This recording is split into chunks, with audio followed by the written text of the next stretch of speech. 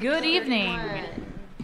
I left my ceremonial gavel at home, but I will call this meeting of the Cobb Area Council to order at 6:31 p.m. And we're all good on the technical front. Thank you, Mr. DeWalt.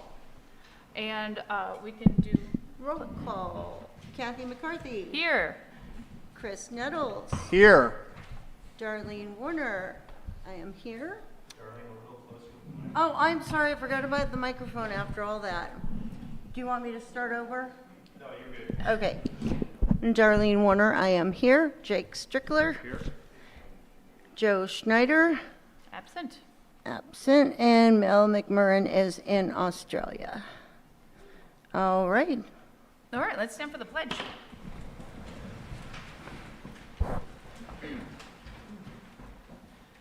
I pledge allegiance to the flag of the United States of America and to the republic for which it stands, one nation, under God, indivisible, with liberty and justice for all.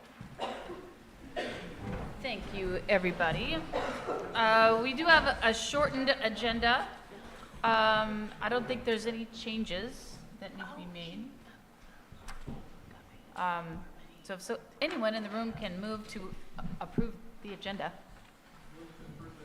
Paul Duncan, move to approve the agenda. Second. Seconded by Chris. All in favor? Aye. Wonderful. We have an agenda. Secondly, our lovely Darlene has passed out draft minutes from the September. September, yeah.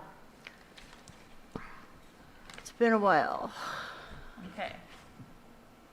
So, if there weren't any suggested changes or comments?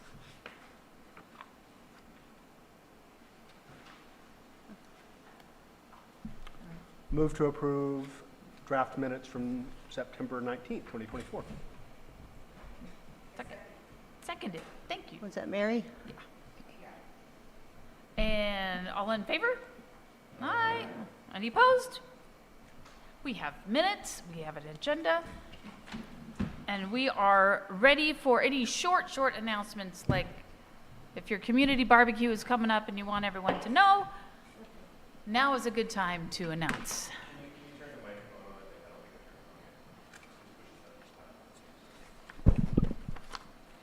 Sounds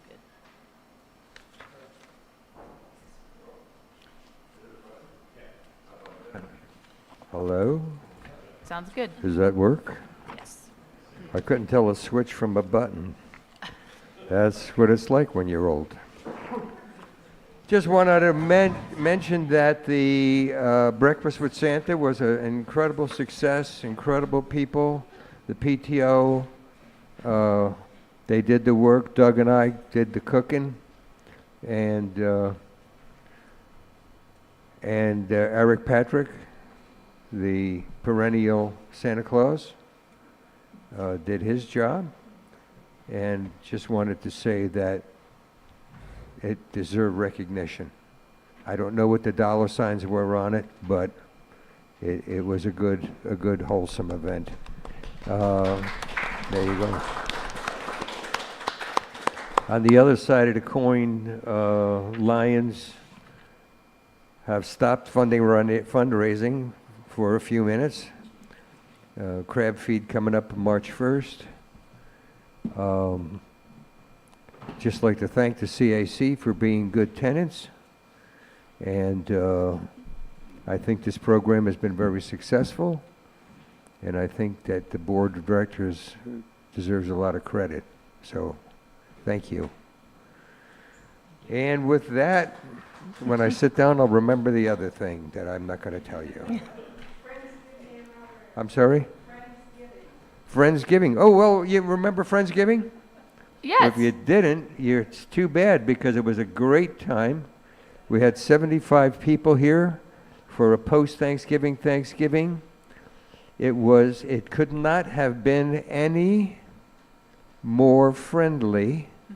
It could not have been any more community spirited, and we're hoping to double the size of it next year. It was a good deal. So Thank you.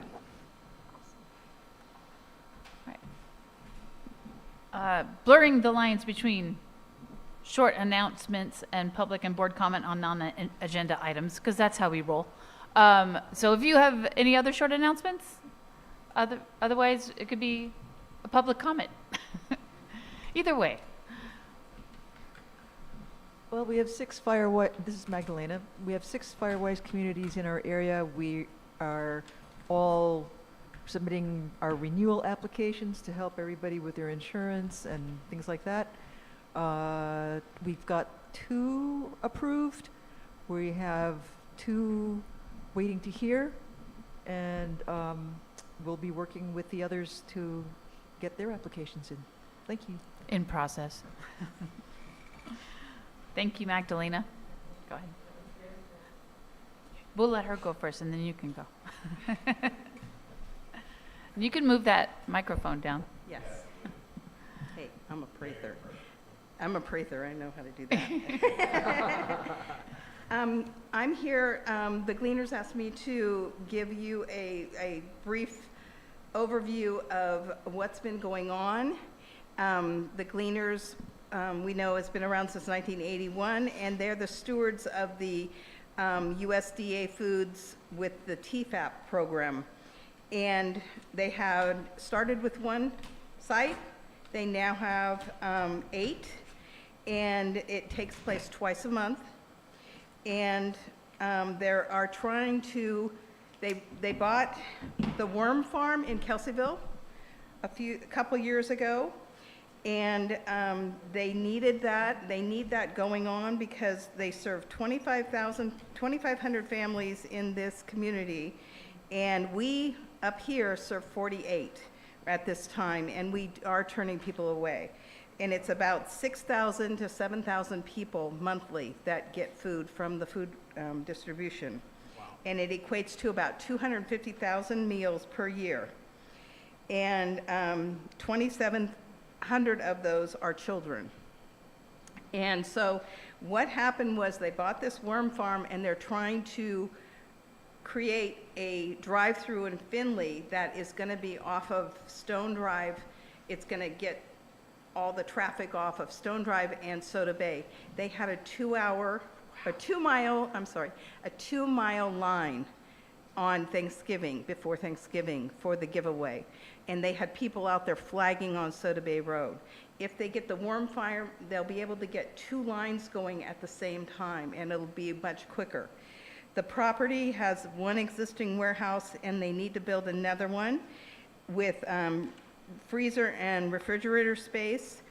And what they asked me to do is to mention that they're currently looking for anyone interested in volunteering their time and expertise in developing this properties.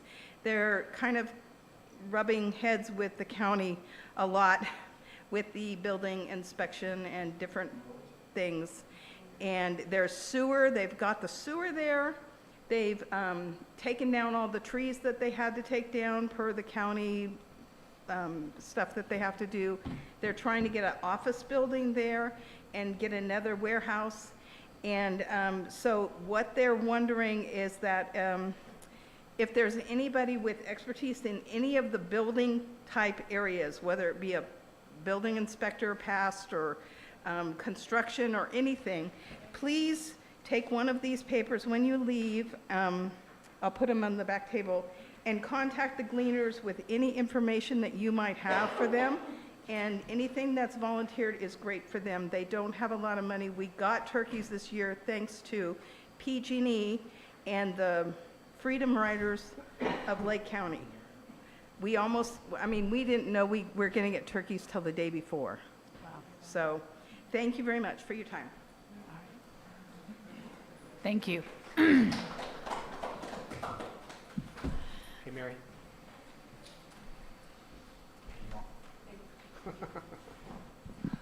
Well, I don't know that I need a microphone. I got a pretty big voice, but I'll use it anyways. I just popped in, take this opportunity to introduce myself to you guys. I haven't had a chance to get to this meeting, but I'm under Sheriff Bingham, Lake County Sheriff's Office, and I am the sheriff-elect, and I'll be taking office on January 6th, so I will be your sheriff on January 6th.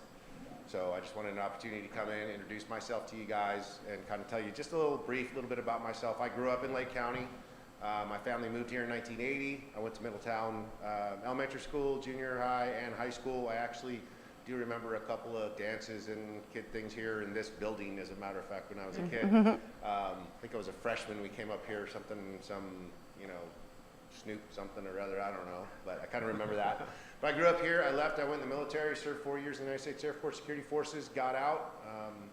Really never knew I wanted to be a cop till I was getting out of the military. And a buddy of mine said, hey, I'm going to the police academy. And I went, oh, I could do that. And so I went to the police academy, and Lake County was the first place that hired me, and I've been here for 26 years. Wow. So, and then when Brian Martin decided to retire, he kind of spoke to me about running for sheriff and said that he thought I'd make a good sheriff, and so I had to think about it, and so here I am. But thank you. Kind of some of my philosophy, so for you guys to know, is that I truly believe that we work for you guys. We're here to serve you guys, and that we need to listen to our community, because we cannot provide law enforcement to every single community the same way we provide it to another community. Every community has different needs. Every community has different quality of life and different concerns. And so that's where we need to hear from you guys as to what your communities need and what we can do to provide that. So thank you for the opportunity, and I'm sure we'll talk to you later. Yeah. Thank you. Okay. Any other comment? Okay, excellent. We can get on to some business that should have been taken care of in November, but we canceled that meeting due to the inclement weather. And this is our nominations and elections to fill 2 seats on the Cobb Area Council for terms that begin this January 2025 and end at December 2026. So that's a 2-year term. So we can take nominations. This is to fill, I don't know if we have to fill Chris's spot and Jake's spot. I would like to nominate both of them on a slate, Okay. if everyone's agreeable. Yeah, I would like to, We should see if there's any other nominations Yeah, for the 2-year term. yeah, sorry about that. There isn't. Elliot raised Right, his because you're hand. doing such a great job. Easy. This is the easiest election season there is.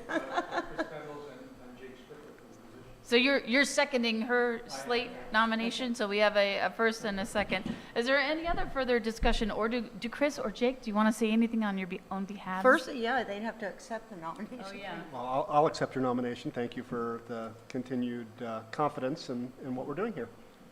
I will accept as well. It's been fun. Let's keep it going. Yay! Yay. Oh. Now we have to vote. All in favor of Jake and Chris continuing for the next 2 years, raise your hand. Say aye. Is there anyone opposed? There's the door. No. Just kidding. Anyone opposed, I'll remember you. We don't have a sergeant at arms, so no. All opinions are welcome to be voiced here. All of it. We Yeah. do have an open spot. We do, and I don't know if it's appropriate for me to nominate. Can I nominate as a chair? I should probably nominate. Do you want whisper in my ear?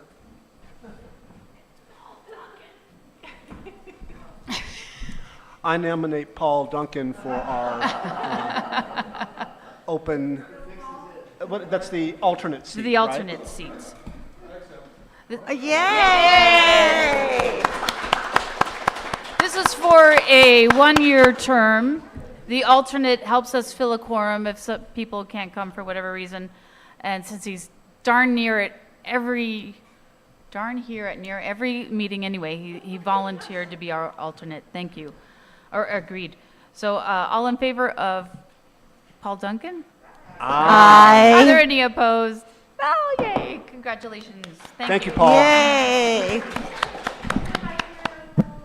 And So everybody needs to fill out their their paperwork. application ASAP so I can get you appointed, and then we can move into January seamlessly. all right. That's it. Write that down. Send applications to our people to fill out. Okay. It's online. It's on. Yeah, it's super easy. Yeah. Yeah. It's a link. It's a link. Yeah. Okay, now in January, when you come back for more fun, we'll vote on who's president and secretary and treasurer and vice president. And Vice President. Vice chair, sorry, vice chair. Chair and Wow. vice chair. We're moving on up. Yeah. So we do that in January. All right, we are on to our next item, which is Jessica Pyska, supervisor. Chair, we have a hand raised on Zoom. Oh, sorry. On Zoom. On Zoom. Go ahead, Zoom.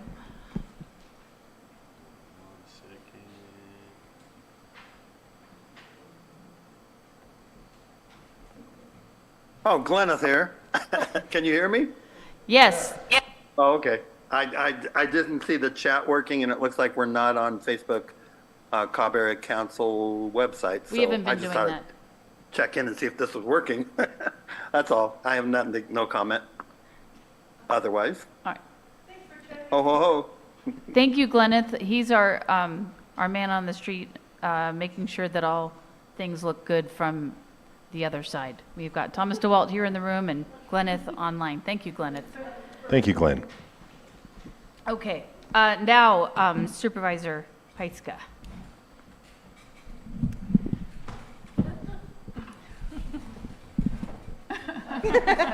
Sure will. Well, first I want to just thank everybody who served on the council this year. It's a lot of extra work and you do it as volunteers, and I think everybody here appreciates your service to our community. So thank you for doing this again.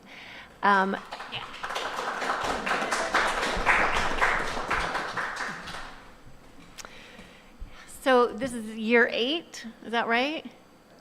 2016 that we started this?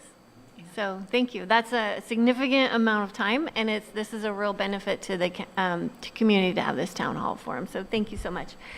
And I'm really happy that my old friend Lucas is here because we went to elementary school together and grew up together, and I'm very excited for him in this new role. So congratulations, and thanks for coming, Luke. So a couple updates. The tree mortality survey that we've been working on since the spring was finally submitted to the board on Tuesday and finalized and sent off to Cal OES.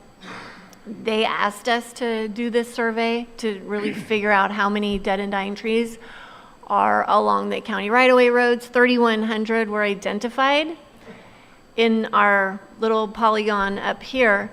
But that is only for the trees that were killed by bark beetle, because with the open disaster proclamation from Governor Brown in 2015, it only covers trees that were killed by the drought.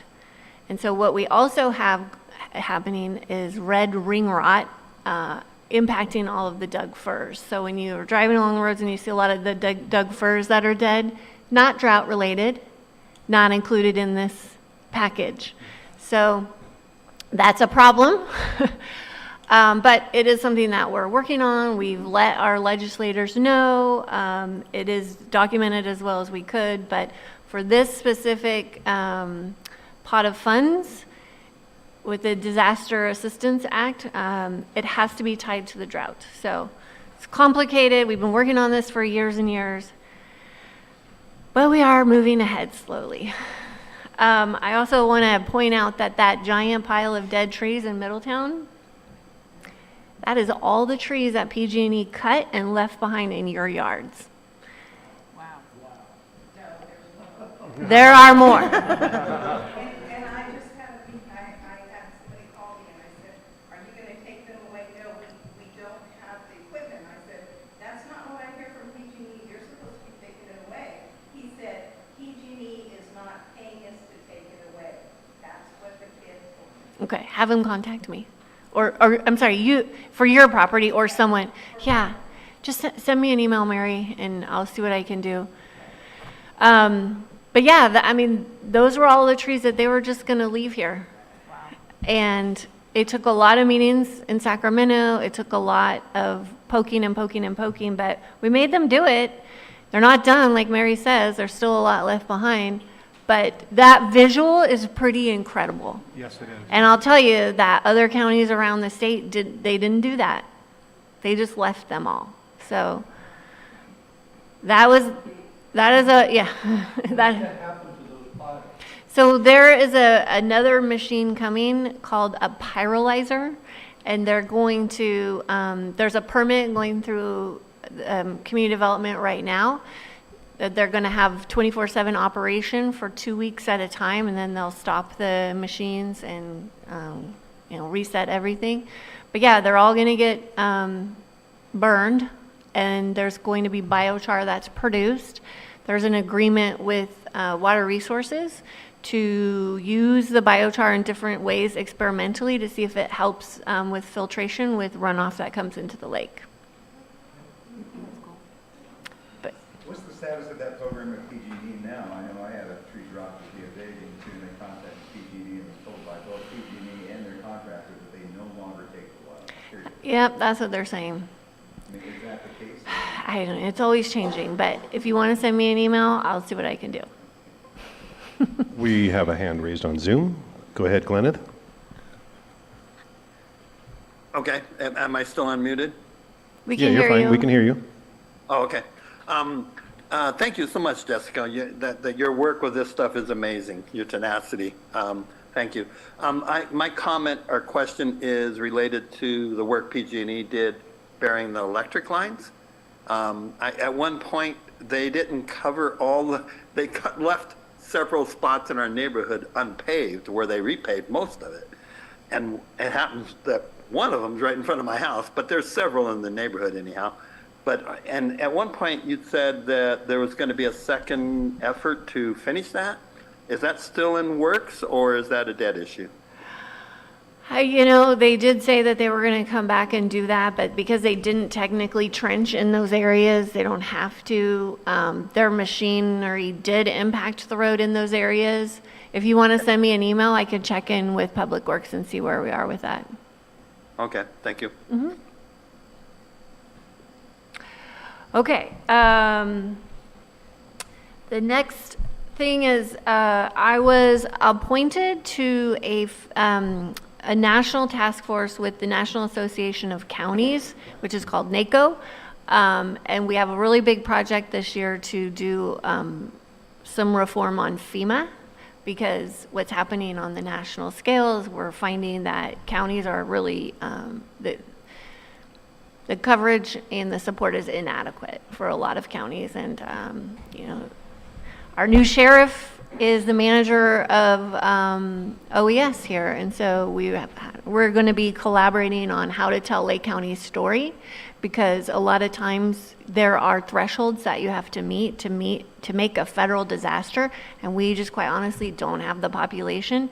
I mean, we've done that a couple of times, but there's a lot of times that we've had disasters and we've needed federal support, and we haven't been able to meet those thresholds. And we've also had money clawed back after the Valley Fire, when they took money back for the roads. And then, we finally got Socrates Mine Road paved after how many years?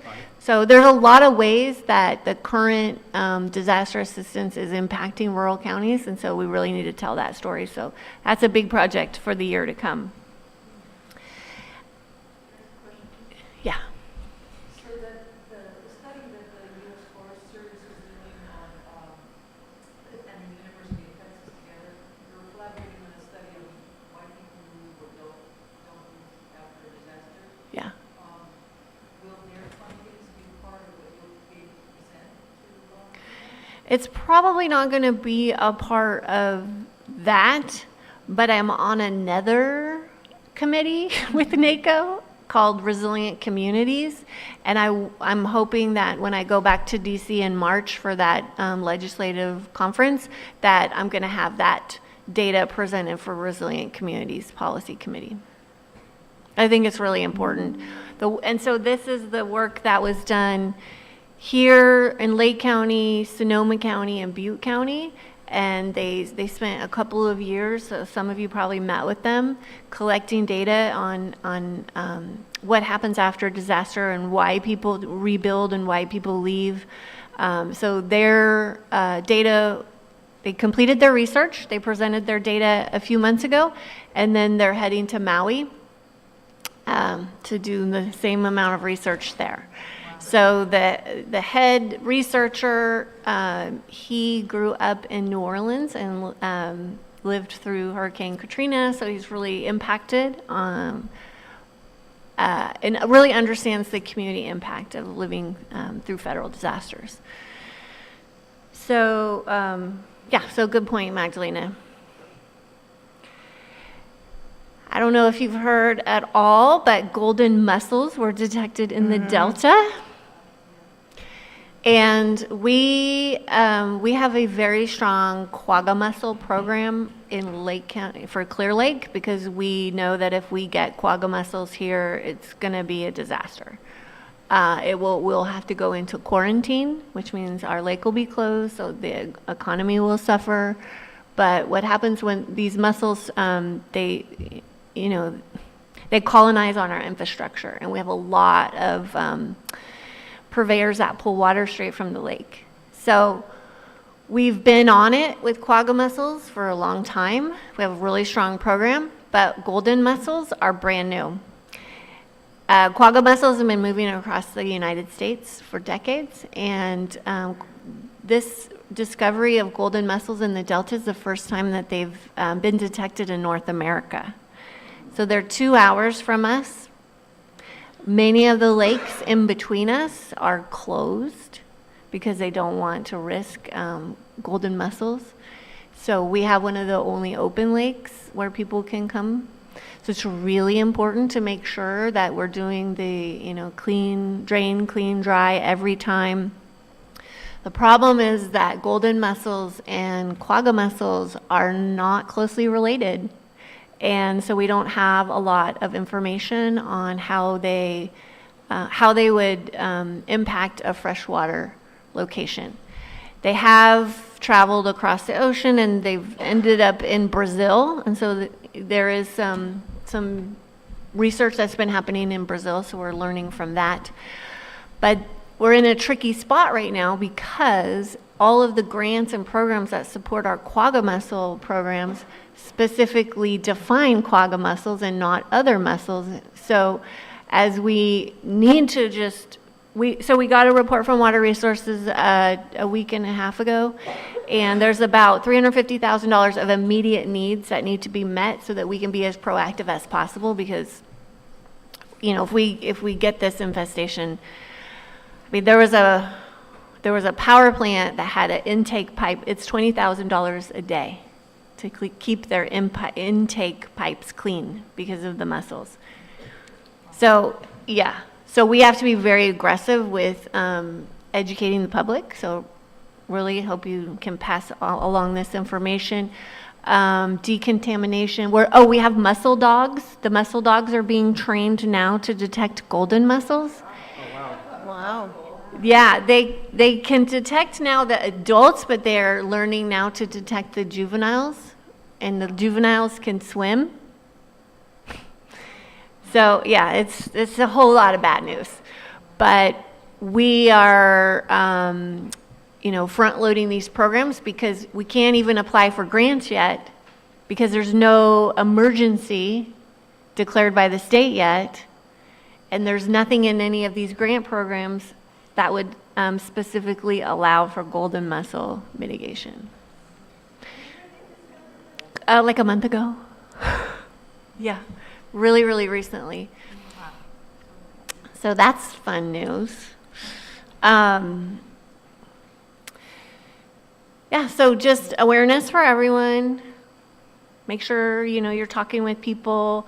Some of the other lakes have like self-quarantines where you can park your trailer and have like a label that you can't remove so that everyone knows that trailer's not moving. But our lake has hundreds of access points, hundreds. So the dock monitors are amazing people. They're out, they are fully educated. They're out there. We're looking at some possible decontamination equipment. Like, we're doing everything that we can right now to protect our lake. So now for some good news. So I only had a few of these handouts because I took them to another advisory committee meeting. But I think I typically report quarterly after I get this report from our treasurer tax collector. But in 2001, when I took office, and we still had our previous tax collector in office, it came to our attention that our treasury pool was not being managed by anyone. So, currently we have about 400 million in our treasury. Kind of fluctuates when property taxes come in and bills go out. We hold that money for the special districts for schools, fire districts, there's a whole list here of, so about half of that money at any given time in our portfolio is the county's money, and the other half is the public district's money. So at the time, we were receiving in interest income about $1 million a year. And so in the summer of 2021, we brought on an asset manager, and one of my colleagues and I and the new treasurer tax collector developed an investment strategy for the fund. And so it's been growing and growing and growing every year. It's like the crazy the graph, it's just the most amazing graph in the world. It just basically goes straight up. And so the quarterly report for this year, for 2024, as of the third quarter, is we're at $16.7 million. Wow. Yeah, and so the memo is here from the treasurer tax collector, and then this for your review, if you are interested, because a lot of people are interested where that money goes. These are the accounts. And South Lake Fire Protection District, I want to say you're like over 200,000 in interest so far this year. So you can look at the school districts. So this, this is critical for our districts. You've got to make sure that we're managing our money correctly, and that this is one of the things that I'm just most excited and most proud about. So I wanted to bring this to you, and I will keep reporting out every quarter when we get this, because interest rates are changing. And our strategy is about 3 to 4 year holds on bonds, and we expect some leveling out. But it's not going to dip. I mean, I would say we probably might make 20 million by the end of the year, and over the next year we'll see some more increases, and then at some point we'll level out. And that was always part of the strategy as we built the fund and diversified the fund, is that we would see some pretty big gains, and with the interest rate being low for so long, that really made the graph go steeper. So so I've got another one here for you. I have a question for you. Sure. Is that memo and the spreadsheet available online anywhere? Sure, yes. Last week, was that December 3rd? It is on, it's in the board agenda package, and you can see the famous graph, which I should have brought also. Will you put it in the minute? Okay. Yeah, so. Thank you. Yeah. And great work. Yeah. Well, it was, we've got an amazing asset management team. And That's important. our treasurer tax collector is really on it. So really, really good things are happening with the county there. So any questions? Yeah, actually, is this, are there other counties roughly the same circumstances as Lake County doing the same thing? Because that's remarkable. So from what I Could you understand, repeat the question for the Zoom? They can't hear the are audience. other counties managing their funds this way? Is that? County, Yeah. the other counties that may not be as. Yeah, they do, and this was just something that was left unchecked for a long time, and it's something that you have to monitor constantly, just like all investments need to be monitored. So you know, we don't really want to look in the past too much. Here we are today. We're doing really well. But yeah, there are very, very strict investment laws for counties. Like, we cannot go and invest in just any fund. It's very, very controlled so that the people's money is protected. Mm-hmm. Haven't been here in a while. Are we still getting the park going along? Yes, the park is in design phase. I've not seen one lately, but it's coming along. Yep, and Lars will be back here when he's got something to show. The park is owned by the county. The property's owned by the county since last March, I think, is when we closed. Tom? Just, I've been following the whole muscle issue since it was first raised years ago. An alarm was raised at and so I've been following the sun and trying to find out what I can. But the one thing that I think might be confusing because of the screening process, which sounds very reassuring, but the screening process is simply paper. Am I correct to fill out a paper like a Kelsey for lumber and put in the right answer to this? Is that correct? You have to get a sticker and you have to have an inspection. Has that changed? Because it used to be you could just fill out the paper. Well, that's what I want to clarify. It used to be you could fill out the paperwork.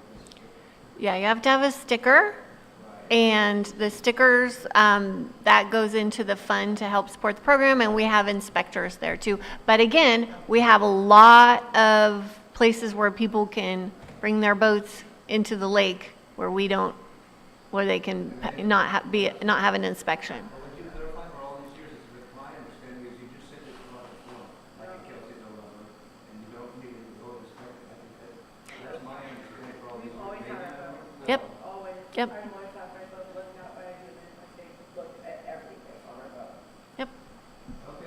That's what the dock monitors do and the dogs. Mm-hmm. Yep. Any other questions?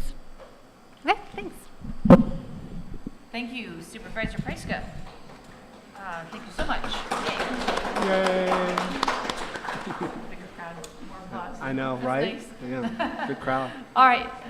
Our illustrious treasurer, Chris, has a report, I think. Yeah, I do, and I think I'll just not throw a whole lot of numbers at you. If you want deep details, they are right here. But the top line numbers at our last meeting, our operating budget, we had $28,472 for just the everyday stuff that we pay, like to the Lions Club and for our storage unit and things like that. That's our general operating fund. And out of that fund, during the last couple of months, we've paid out $4,108. Most of that was for continuing bills that are coming in from the Blackberry Festival, and then some of the other things I mentioned. So right now, our operating funds that we have on hand are $24,363. We still have the $48,000 in the small business loan fund, so we have about $72,500 in total assets right now. And next year, we need to make a commitment to figure out what to do with that $48,000, I think. So it's been sitting there for a while. So that's my report. I'm happy to entertain any questions. And like I said, if you want details, I've got details about exactly who's been paid and exactly what amounts are in what accounts. And you can see that up here if you choose to get one after the meeting. And it'll be in the minutes. It shall be in the minutes. That's all, folks. Thanks, Chris.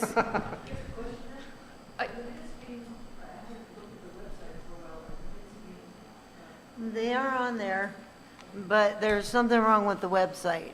No, they can't be accessed, but I am posting them on there.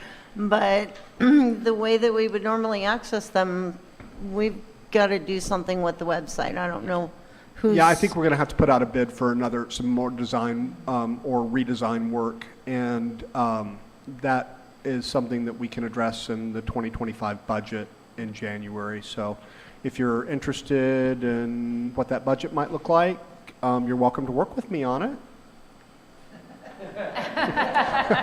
I'm recruiting for the finance committee. Yeah.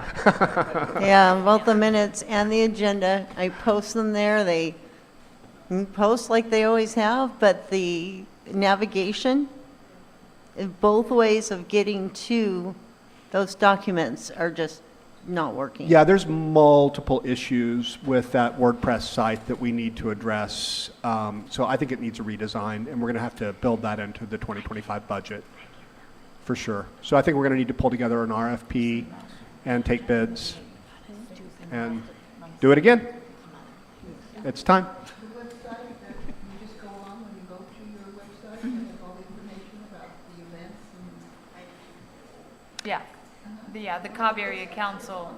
It looks Oh, good. looks great, but it doesn't really, it's not very functional. It's a little glitchy. We need some, It just needs a little updating. I'm glad it looks good. Yeah, need some, additional pictures. can dress it up, but you can't take it out. Yeah, I think that's a high priority for 2025 as well. Definitely. Otherwise, Yeah. It bothers me. And Darlene includes the minutes with the agendas that she sends out and. Yeah, with if the you need emails, anything- if you're on our email mailing list, you will always get a copy of the agenda and usually the minutes, if I remember, every month when we send out the agenda. Are those minutes on the county website as well? Wendy's supposed to be putting the minutes up there for us, but I'm only seeing the agenda. Okay. So the county actually has a section on their website where our agendas and minutes are supposed to be. But I'll actually follow up with her and. Because we've got them all. We can give them to them if they'll Yeah, put them I up. send them to her. Okay. The agenda gets posted physically and then in the agenda section, but the minutes don't seem to quite Well, make they've got it a lot there. on there. I mean, they've got a lot on yeah, their plate. oh yeah, definitely, so. We shall get it straightened out. All right. Paul Duncan, how about the fire season report, or the not fire season, I hope? Don't we like the not, can you hear me? Okay. How about the not fire season report? I like that. So yeah, end of fire season, start of burn season. Reminder on burn permits, they're all issued out of the Lake County Air Quality Management website. We are doing a lot of work around the Cobb School and then the Boggs Mountain Forest area. So my goal is to get the Cobb, the nature trail around the school back to what it used to be before the fire. And really, so the kids walk out of the playground and they don't see dead trees. So that's my goal, but we'll see a lot of more work over the breaks. The crews will be up there working, doing a lot of burning while the kids aren't in school, and just really cleaning that up. National Weather Service class was canceled due to surprising weather. Right? Yeah. They didn't want to drive down at 4 o'clock in the morning when we had that big storm, so totally understand. We will be rescheduling, looks like January 18th. I'm just waiting for a final confirmation on that. We're going to hold it in Middletown at the fire station. There was a lot of interest, so I'll just make sure we have seats for everybody. The 18th, you said? 18th of January. That's the weather spotter. Yeah, and then I haven't been through the class, but my anticipation of what that class is that their forecast is not what we're seeing on the ground here, and we will have a phone number or a website to access to report non-accurate weather so they can adjust it. So we added 2 weather stations in the South County area which weren't represented on the National Weather Service site. They weren't seeing local weather. Okay. So like the storm we had, that we had 40 mile an hour, that was predicted at 40, we had 80. And we had a lot of downed trees and power lines and the usual stuff that comes from the 80 mile an hour windstorm. That wasn't predicted. So in situations like that, they can up the forecast, put a high wind warning in effect, and then we can stage resources. It really is like a preparatory thing. So that's my hope, is that is a communication pathway for us. We will have it up. I shared it before with you guys. Where was the link at to sign up? Did we? It was definitely put out through the Cobb Area Council Facebook page. Yeah, I remember seeing I have it somewhere. Yeah, Yeah, so we'll get it up on the, I don't know if we'll get it up on the website, but we'll put it in the minutes with a link to the training. And you did send it out to the Yes. Email Yeah. list, yes. Yeah. We And had we to can do it, close. we can do it on the Facebook page too, can't we? Yeah. Yeah. Yeah, we were going to hold the class with 18, and I had to cut it off there because it was at the Cobb Fire Station. That's all the room I had. So we'll put it at the Middletown Station. I can hold 40 down there without Great. any kind of issue, so we'll get more folks. So Great. more information is a better thing. Just some safety reminders as we do enter our winter season. So we get a lot of trees that come down. If trees don't have bark on them, just please look up and see those trees. They're in high danger of coming down during wind. And also, when we have real windy days after the ground being as soaked as it is, trees will come down. So just want folks to be aware of that. And it's also fireplace season, so another season.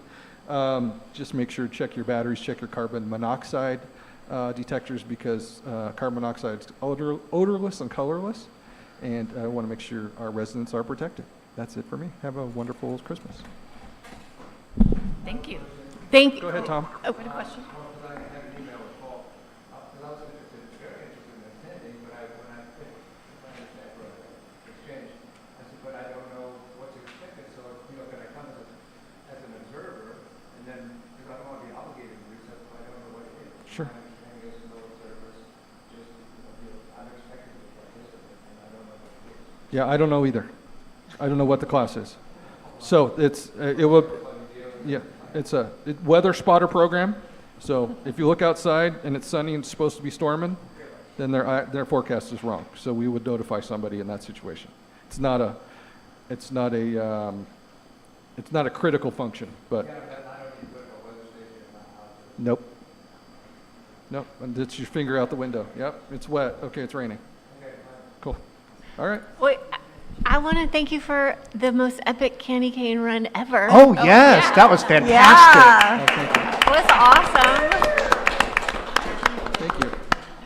Yes, so I'll throw a thank you out to J.R. Rogers out of Napa County. He's the one that set up the Santa tracker, so That we was could see great. Santa going around the route. So we had 18 pieces of apparatus, so it was a record for us, and very well attended here. And Hidden Valley was crazy, so too. But go ahead, Chris. Also, can you say anything about the pile burning that's going on across from the school? Are those? That's in the forest. Okay. So that's in the Boggs Forest. So the Boggs Forest runs all the way on the other side over 175 down, wraps around the school. I got it. And that's okay. all forest area. So that's what we'll be doing, the clearing and burning. So if you go by there and there's piles, we went by the other night and there Are those embers out corrections there. crews or? It's a combination between the correction crews and the Boggs Mountain Helitack guys that aren't staffing the helicopter currently. So when they're available, that's a spot we can burn without school being out. But if they're around the school, we're doing a skid steer, log loader to move some of the dead stuff around so we can stack it and burn it when the kids aren't there. Got it. Yes, Mary. I have a question. So I have a smoke management committee. You have a smoke management plan? And they told me that I have to call you. What number do I actually call? 911. Oh, my number. No. Oh. When I'm going to burn, I have to call you guys. Yes. I gave you that number. I know, it's just silly. That was a joke. But they say that not only do I have to notify them 2 days in advance Okay. because of their staffing issues, but I have to call you guys, and then I never know what number. So I'll give you my business card, and then I will hook you up with our local battalion chief. So I have a number, like with folks like you that are burning the required fire department notification, and it goes to the on-duty battalion chief, whoever that is. So it could be somebody out of Napa, it could be one of our local guys. So you always get a response that way. They didn't give me anything, they just said call your local. Yeah, and the reason for that is if you're burning and you have larger piles, which is great, I want everybody to clear their debris so we get to summertime. I don't have dead and down everywhere. So I encourage burning. But in those plans, sometimes it's a fire department notification. So we don't send an engine out when there's somebody calls and goes, oh, there's smoke in the air. Well, it's burn season, so it's okay. But we use that number so the battalion chief is aware, and he hears a call go out. He goes, no, we don't need a response out there. So I'll get you that number. So I'll give you mine. Go ahead, Jessica. One other fuel project is Caltrans. They are doing the shaded fuel break all along 175. You probably saw them start in Middletown. work. They're coming up over Cobb. So that is a project that's been in the works for the last couple of years, and they're finally starting it. So it's really amazing to see all that work. Yes, and on that same note, if you do have property that borders 175, they have to get a right of entry. So if you don't sign a right of entry, your lot is going to be the one that's super furry and hairy with branches hanging over because they weren't able to get to it. They legally can't get on there without a right of entry. So please sign the right of entry, let them in, let them clear. It just makes it us all safer. And then Duncan, did I see your hand up? Nope. Nope. Did you have a question? No. Okay, perfect. All right, any others? Okay, thank you. Actually, don't go too far because I had some unfinished business. Oh, no. In Oh, no. 2022, there was a poorly, I did a bad job of saying what should be on this plaque. And so finally, 2 years in the making, the Cobb Area Council would like to recognize Division Chief Paul Duncan for being Cobbite of the Year. And look, he still continues to be a wonderful servant.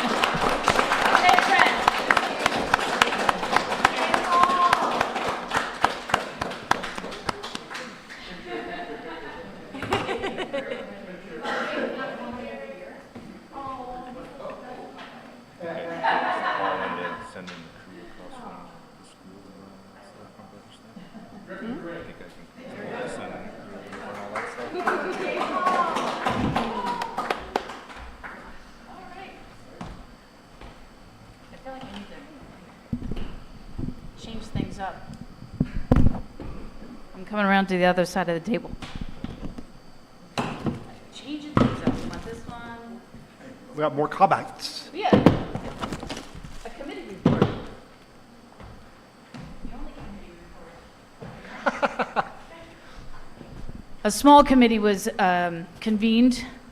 There's been a lot of back and forth email, ongoing discussion, and then an in-person discussion, and we have decided that to recognize a few members of our community as this year's Cobbites of the Year.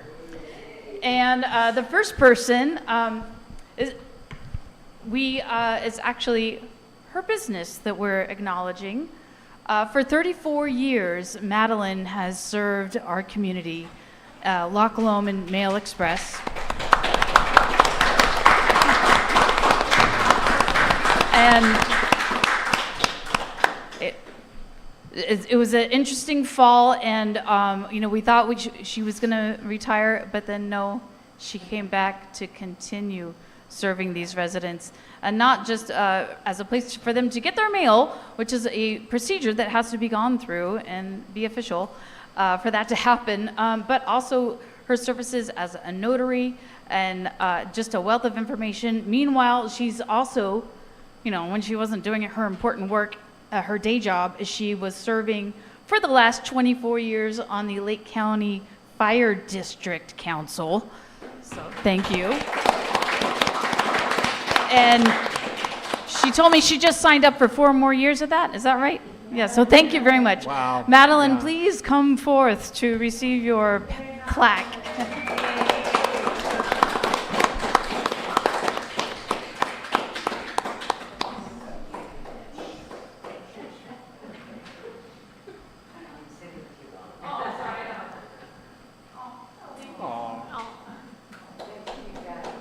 Thank you, Madeline.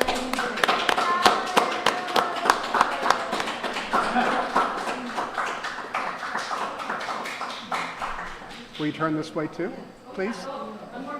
Let me get a picture over this way. Yes, both of them. Yeah. That's fantastic. Okay.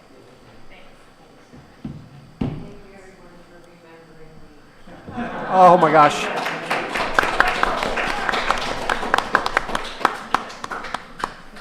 Okay, and our second person, I didn't write down the years. How many years has it been? You'll have. What? This person had to take over a huge job in our community, running the Cobb School Garden. And people have been watching and noticing, and not only Have you been doing just a fantastic job with the children, with the garden itself? You've been raising funds like nobody's business. And everyone is just so impressed. And we wanted to recognize you, Angie Winchester.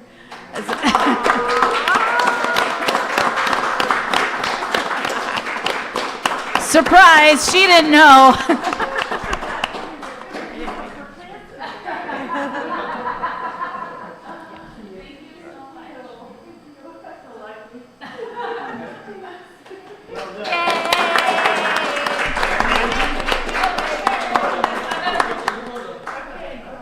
Get a couple of photos.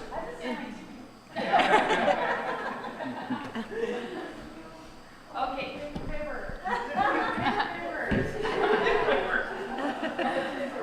Good job, Mom and Dad. All right. And we usually just do two, a person and then like a group or a business. This year, the committee made a resounding, overwhelming choice to introduce a new award, which we are calling our, make sure I get it right, our Legacy Award. And we have a special speaker who's going to tell us more about, this one. This special speaker is going to tell us more about it. You can both stand up.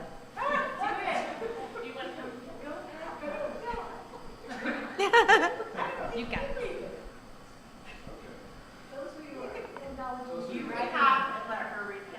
Hello, everyone. It's been way too long, and I am so happy to be back at the Cobb Council meeting. Now I have a job where I work on Thursdays, so I usually can't come.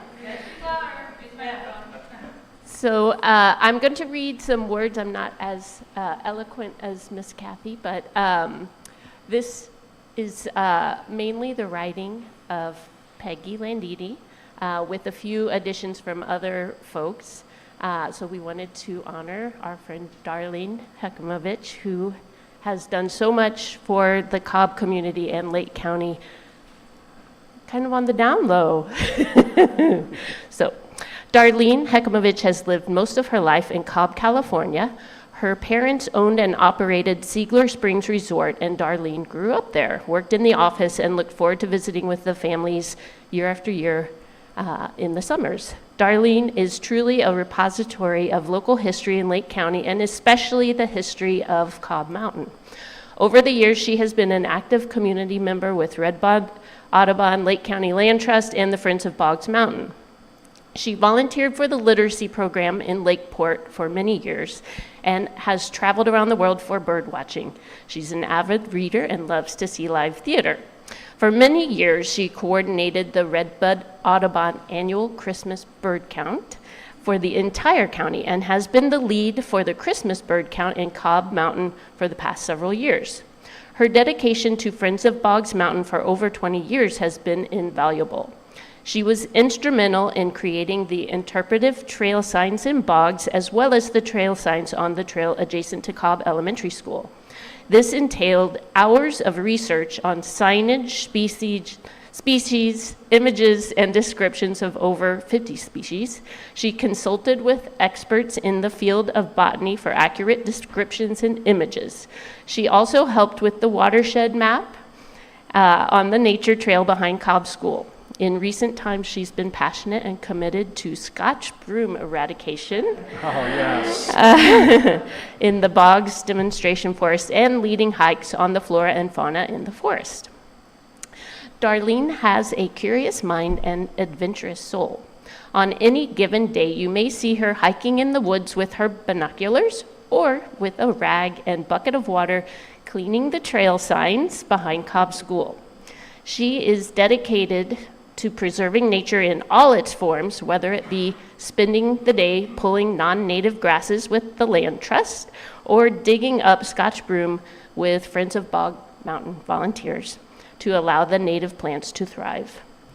Darlene clearly exemplifies the traits of a well-rounded community member, committed, reliable, and willing to support local causes and events. She has selflessly given her time to the Lake County community and Cobb in particular, and is deserving of this Cobb Council Legacy Award.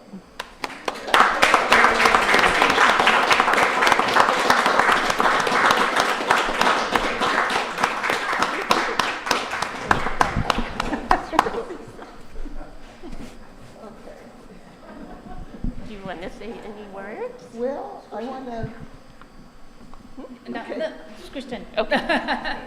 I want to thank, I'm honored to Oh, be yeah, honored okay. by you. This is really an honor I did not expect.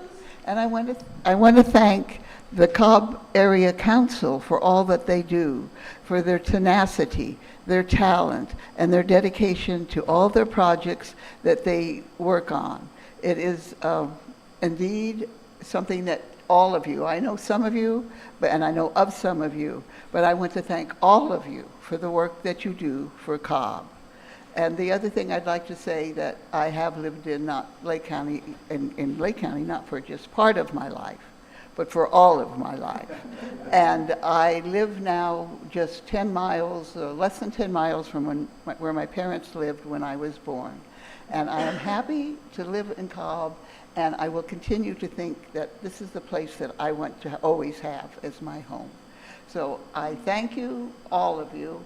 I am again honored to be honored. I appreciate all of you. Thank